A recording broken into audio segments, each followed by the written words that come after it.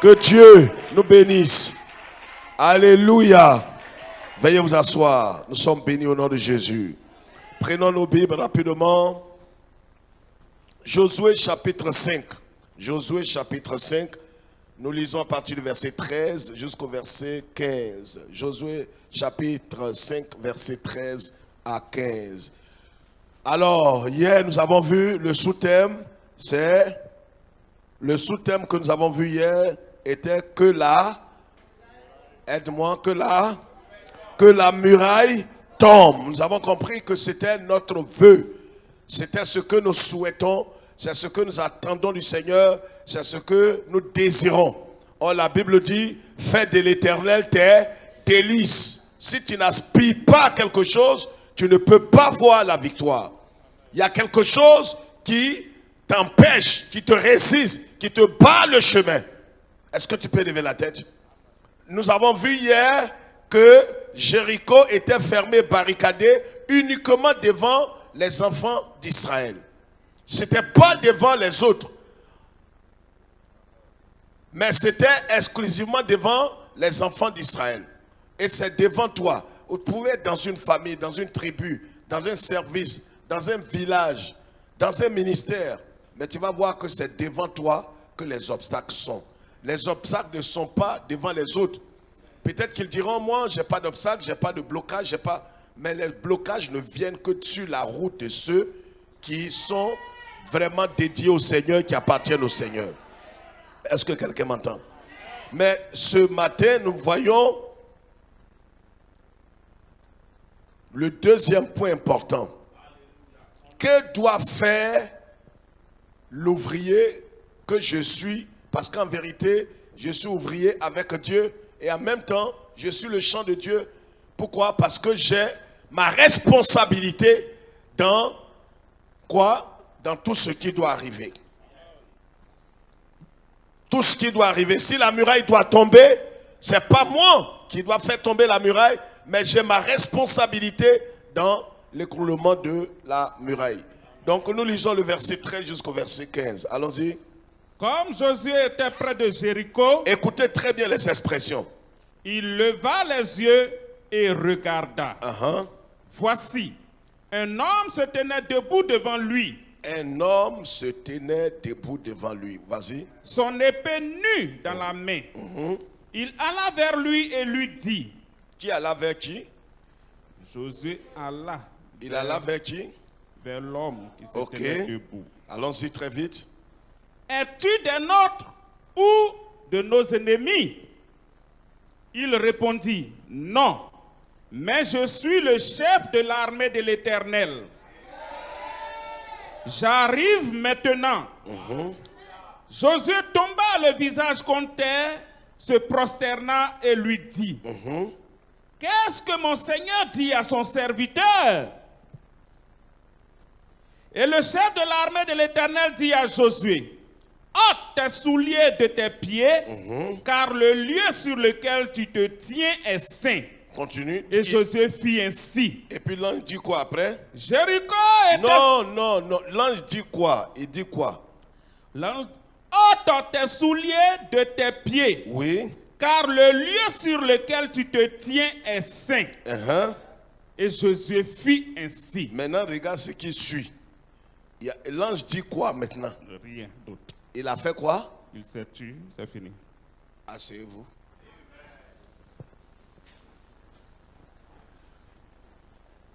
Quelle est notre responsabilité dans l'écroulement, dans la destruction de la muraille qui est devant nous? Le Seigneur nous a dit que nous sommes sur le chemin de notre destinée. Nous sommes sur le chemin étroit. Nous sommes en train d'aller allègrement vers la promesse de Dieu. Mais sur le chemin de la promesse, nous devons savoir qu'il y aura des murailles, il y aura des obstacles, il y aura des attaques, il y aura des blocages. Pas parce que tu es de Dieu qu'il n'y aura plus de blocage. Les attaques seront là. C'est parce que tu es de Dieu qu'il y aura des attaques, des blocages. Des blocages peuvent durer. Mais voyez, on a une responsabilité. Et ce matin, le sous-thème que nous voyons, c'est quoi? Alors, la muraille tombera. Alors, le alors là est mis pourquoi? Attendez. Alors, parce que, qu'est-ce qu'il dit?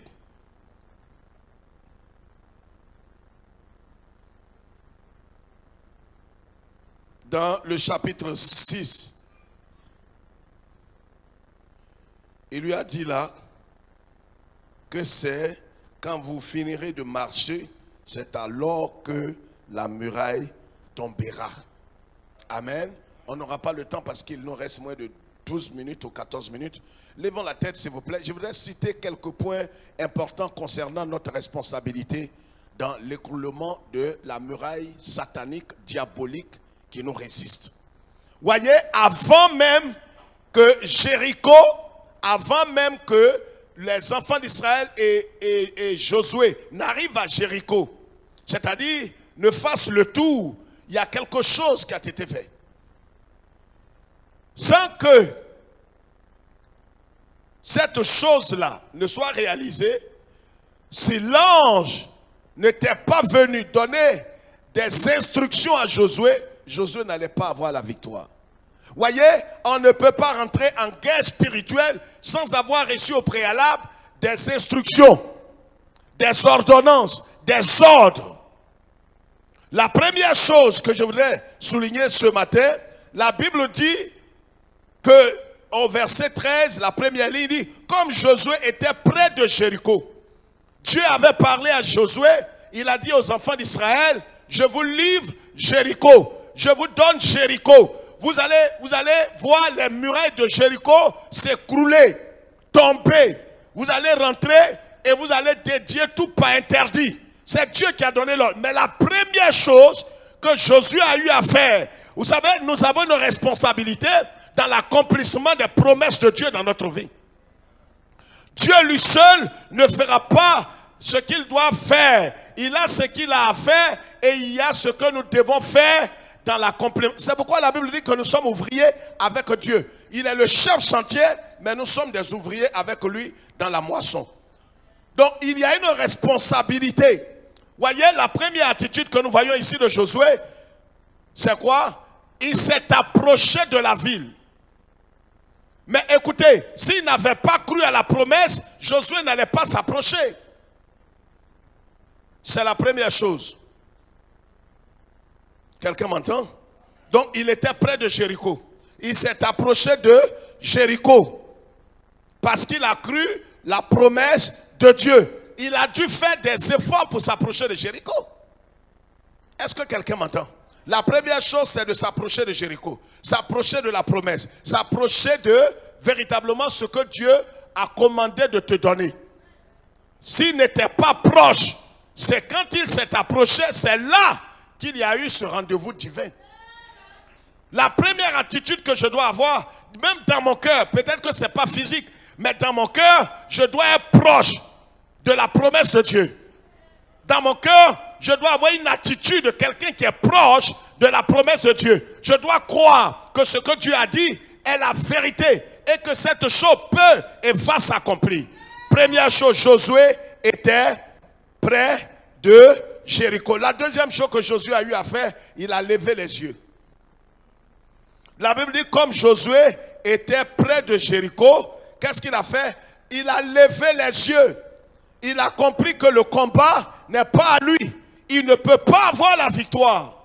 Donc il a levé les yeux. C'est ce que David dit dans le psaume quand il dit « Je lève les yeux vers les montagnes. D'où me viendra le secours? Le secours me viendra pas des hommes, mais le secours me viendra de l'Éternel qui a fait les cieux et la terre. » Voyez, dans le combat dans lequel nous sommes, pour renverser les forteresses et les murailles sataniques, ce qui nous empêche, c'est de lever les yeux vers, pas un réseau, pas ton oncle, pas tes parents, pas tes connaissances, mais de lever les yeux vers le Seigneur Jésus-Christ. Est-ce que quelqu'un me comprend? Je demande si tu me comprends. Il faut lever les yeux pas vers un homme.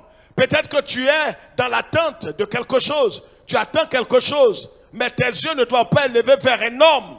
Peut-être tu prépares un examen, un concours. peut-être tu cherches à te marier, peut-être tu cherches à avoir un financement. Tes yeux ne doivent pas être vers un homme.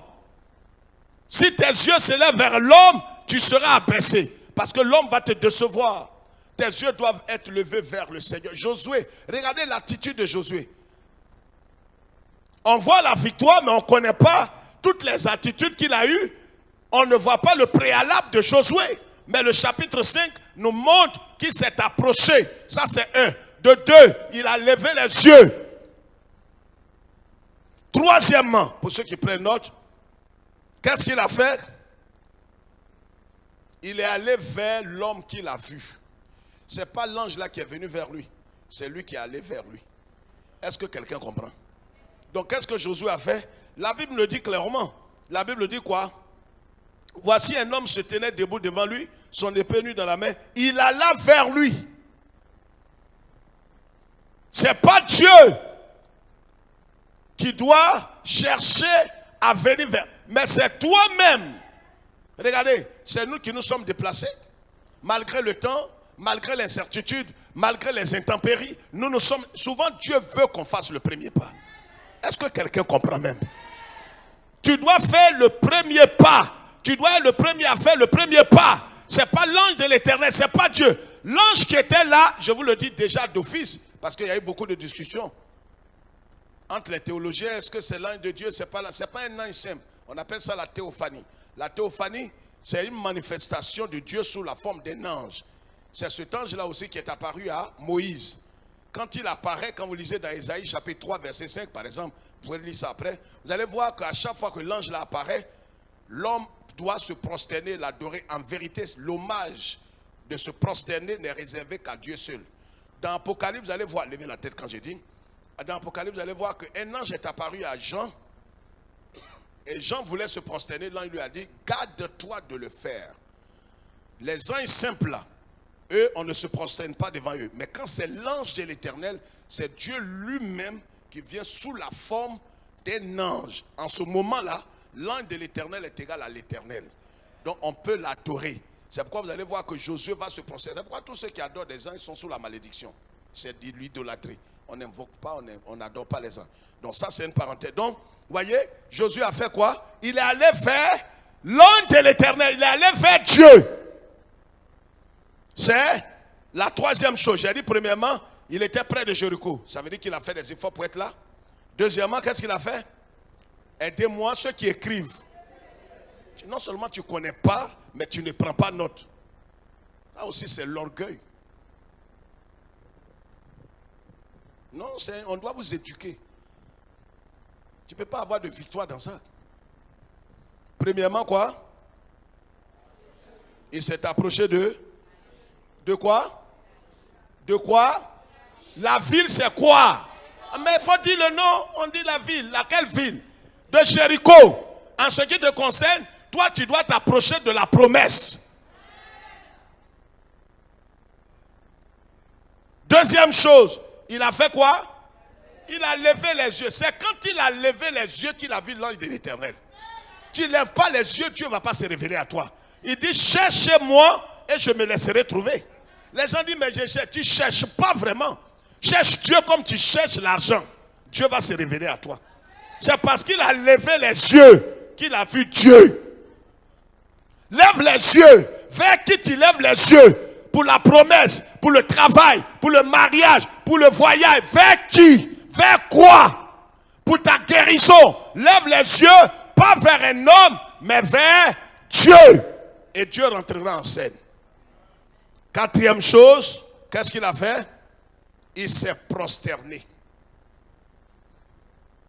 C'est ça ou bien c'est pas ça? Il s'est prosterné. D'abord, il s'est précipité pour dire à l'ange, qu'est-ce qu'il a dit? Il lui dit, es-tu des nôtres ou de nos ennemis?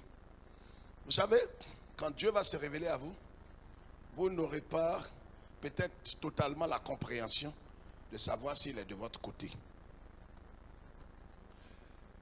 Parce que l'ange de l'Éternel était venu sous la forme d'un être humain. Il n'est pas quand les gens parlent, on parle des anges, il ne faut pas voir un homme avec des ailes et autres, tout ça c'est dans le ciel. Quand il descend sur la terre, il prend la forme d'un humain, d'un être humain comme toi. Donc tu ne peux pas savoir c'est un ange. C'est pourquoi Josué s'est approché et il lui a demandé, tu es de quel côté? Il lui a dit, je ne suis ni israélite ni cananéen. C'est ce qu'il lui a dit.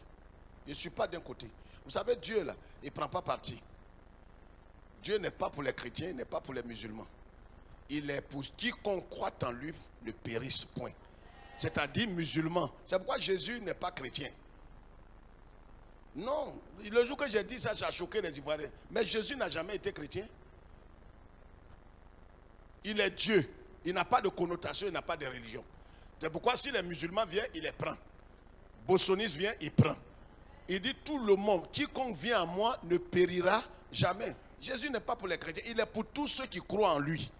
Quelqu'un comprend? C'est pourquoi l'ange de l'Éternel a dit, je ne suis pas de votre côté.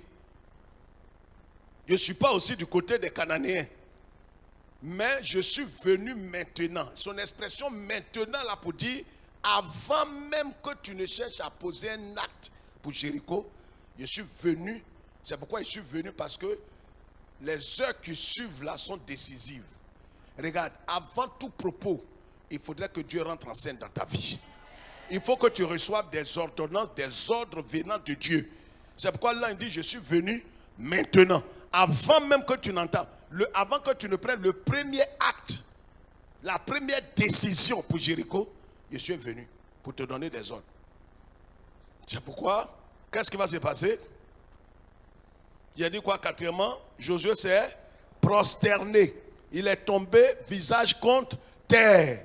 En temps, regardez les deux. Josué est le chef de l'armée terrestre. Vous n'avez pas vu le langage que l'ange a tenu? Ou bien vous n'avez pas compris? Qu'est-ce qu'il dit? On termine. Qu'est-ce qu'il dit? Il nous reste 2 minutes. Il dit quoi? Non, je suis le chef de l'armée de l'Éternel. J'arrive maintenant. Comme toi, tu es le chef de l'armée terrestre, moi, je t'annonce que c'est des généraux qui se rencontrent. Oh, je pensais que tu avais compris. Josué était le général de l'armée terrestre. Et donc, l'ange de l'Éternel, Dieu vient sur... Oh, la Bible dit que l'Éternel, la Bible l'appelle l'Éternel des... Il vient maintenant. Comme c'est une affaire de combat, il vient dans son treillis. Ça, c'est pas affaire de choses, c'est pas, ça, c'est pas affaire d'annoncer naissance de, non. Il vient ses guerres, il vient dans ses attributions. Et dans ses attributs, il vient avec une épée. On ne vient pas annoncer une nouvelle épée.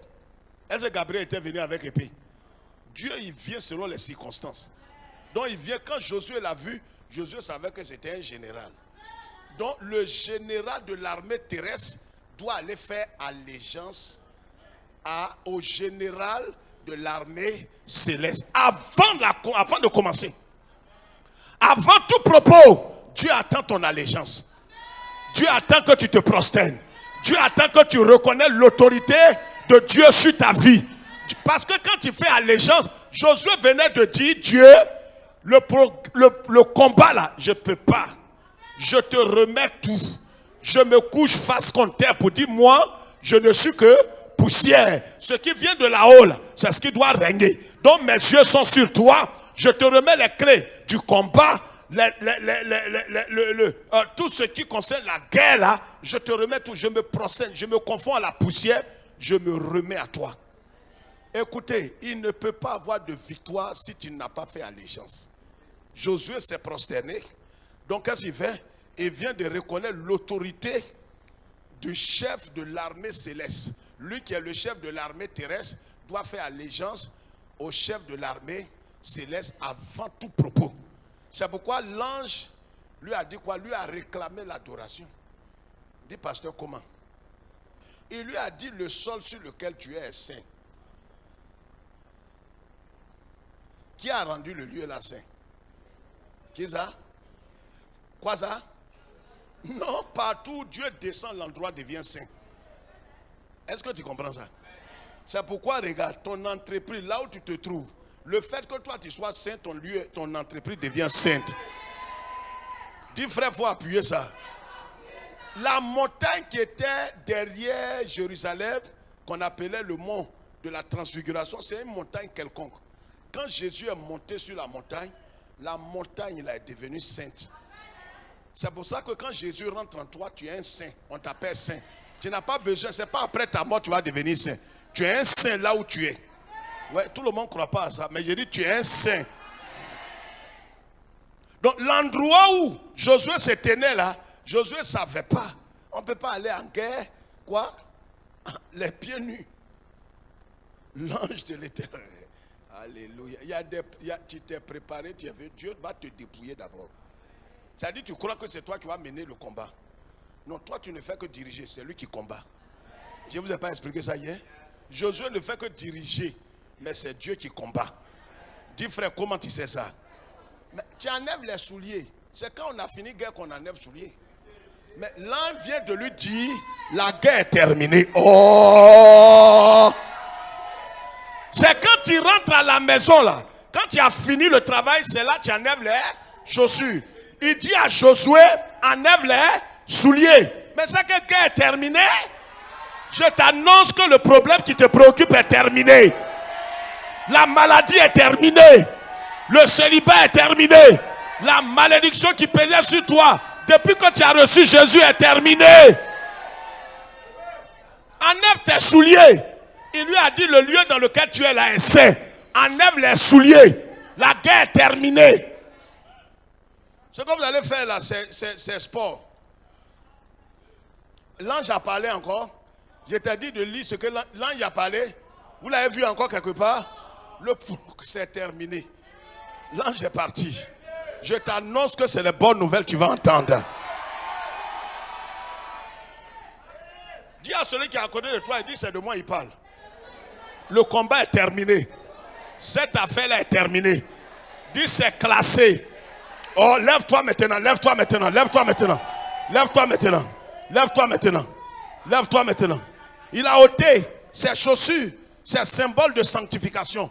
Symbole de dépouillement. Symbole de pureté. Symbole de sainteté. C'est pourquoi s'il y avait des choses dans ton cœur cachées, des choses qui étaient dans ta vie, la rancœur, l'animosité, tout ce qui est immoralité, dépouille-toi, c'est pas toi, enlève-les.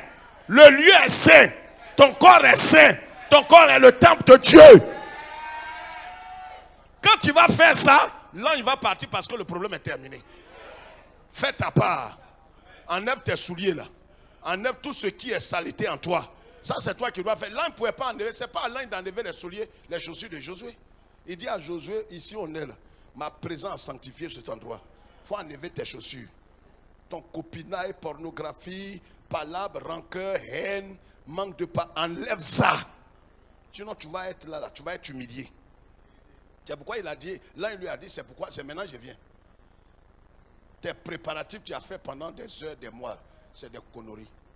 Tu vois que c'est maintenant qu'il vient. Enlève souliers là. Mais souliers, avec les épines, tout ça là, il faut enlever. Ah mais si j'enlève ça là, le mois de pluie là, j'ai dormi où? J'attends que j'ai un mari d'abord avant de quitter le mari des gens. Non, tu vas être sous la malédiction. Quitte. Enlever souliers en pleine guerre, il faut être fou. Mais Dieu a besoin de fous. Est-ce que quelqu'un comprend? Enlève ça. Débarrasse-toi de tout. Humilie-toi. Et Dieu va rentrer en scène. Quand l'ange a fini, on n'a plus parlé de lui. Parce que l'affaire est terminée. C'est au chapitre 6 maintenant, Josué dit, voilà ce que Dieu dit. On n'a qu'à faire le tour. Comment payer une ville qui est barricadée, fermée, on n'entre pas, on ne sort pas? On n'a qu'à faire tout seulement. Mais c'est que c'est terminé. Ce que tu vois là, toi tu ne peux rien faire dedans. Attaque que tu vois là, tu ne peux rien faire. Ce que toi tu dois faire là, il faut enlever ce qui est nyama en toi là. Pardonne, laisse tomber et Dieu va faire le travail. Ta santé là, les médecins peuvent te donner des... Mais c'est Dieu qui va te guérir. Le mariage là, tu vois ça simple. Ta beauté seule ne suffit pas. Beauté comme toi, fait saint. Il y en a plus mieux que ça. Mais ils n'ont pas mari. Enfantement, on peut te donner tous les médicaments. Si ce n'est pas Dieu qui te donne un enfant, mais tu te fatigues. La prospérité biblique qui n'est suivie d'aucun chagrin. C'est Dieu qui bénit. Ce que toi tu dois faire, enlève tes souliers. C'est sale. Dépouille-toi. Lève tes mains et commence à dire merci.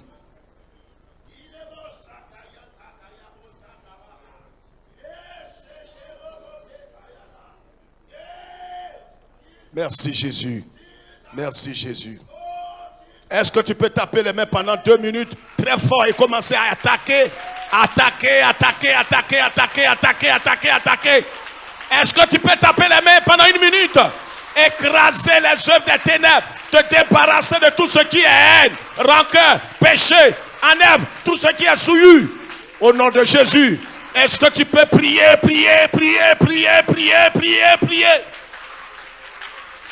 C'est Dieu qui renversera les murailles. Fais ta part. Dépouille-toi.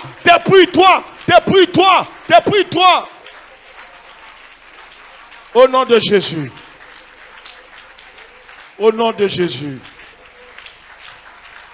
Nous sommes plus que vainqueurs au nom de... J'ai dit au nom de... Est-ce que tu peux pousser un grand cri de joie? Est-ce que tu peux manifester un grand bruit pour dire la muraille tombe?